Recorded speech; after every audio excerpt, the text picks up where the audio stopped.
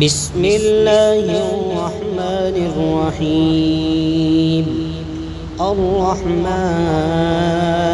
علم القرآن، خلق الإنسان علمه البيان.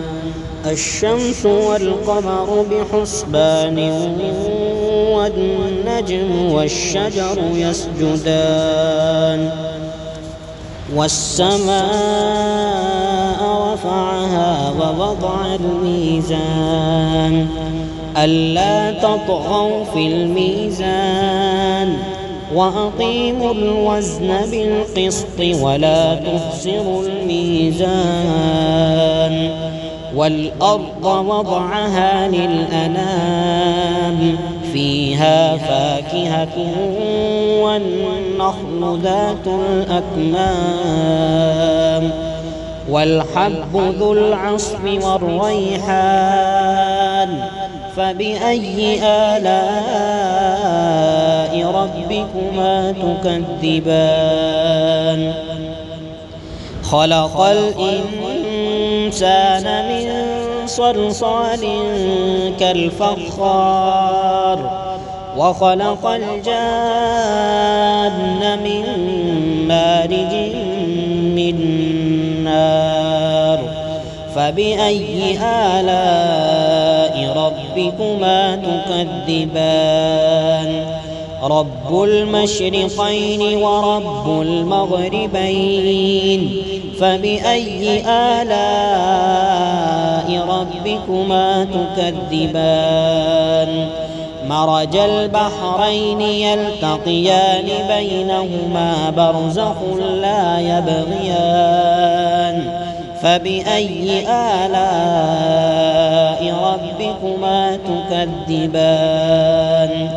يخرج منهما اللؤلؤ والمرجان. فبأي آلاء ربكما تكذبان؟ وله الجوار المنشآت في البحر كالأعلام. فبأي آلاء ربكما تكذبان؟ كل من عليها فان، ويبقى وجه ربك ذو الجلال والإكرام.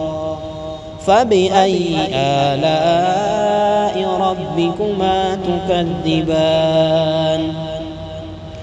يسأله من في السماوات والأرض، كل يوم هو في شأن. فبأي آلاء ربكما تكذبان؟ سنفرغ لكم أيها الثقلان. فبأي آلاء ربكما تكذبان؟ يا معشر الجن والإنس إن استطعتم أن تنفذوا من أقطار السماوات والأرض فانفذوا، لا تنفذون إلا بسلطان. فبأي آلاء ربكما تكذبان؟ يرسل عليكما شواظ من نار ونحاس فلا تنتصران. فبأي آلاء ربكما تكذبان؟ فإذا انشقت السماء فكانت وردة كالدهان. فبأي آلاء ربكما تكذبان؟ فيومئذ لا يسأل عن ذنبه إنس ولا جان. فبأي آلاء ربكما تكذبان؟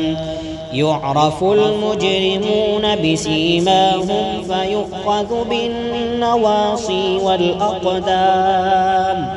فبأي آلاء ربكما تكذبان هذه جهنم التي يكذب بها المجرمون يطوفون بينها وبين حميم آن فبأي آلاء ربكما تكذبان ولمن خاف مقام ربه جنتان فبأي آلاء ربكما تكذبان ذواتا أفنان فبأي آلاء ربكما تكذبان فيهما عينان تجريان فبأي آلاء ربكما تكذبان فيهما من كل فاكهة زوجان فبأي آلاء ربكما تكذبان متكئين على فرش بطائنها من استبرق وجنى الجنتين دان فبأي آلاء ربكما تكذبان فيهن قاصرات الطرف لم يطمثهن إنس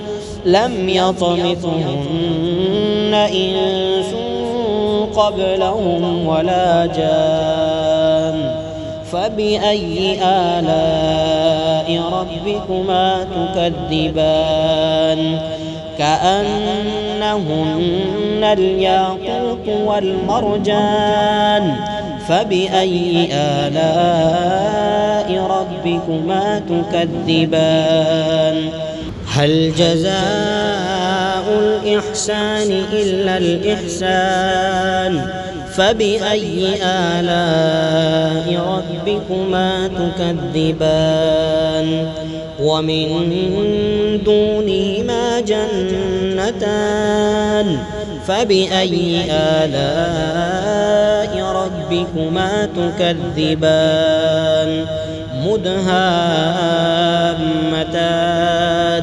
فبأي آلاء ربكما تكذبان فيهما عينان نضاختان فبأي آلاء ربكما تكذبان فيهما فاكهة ونخل ورمان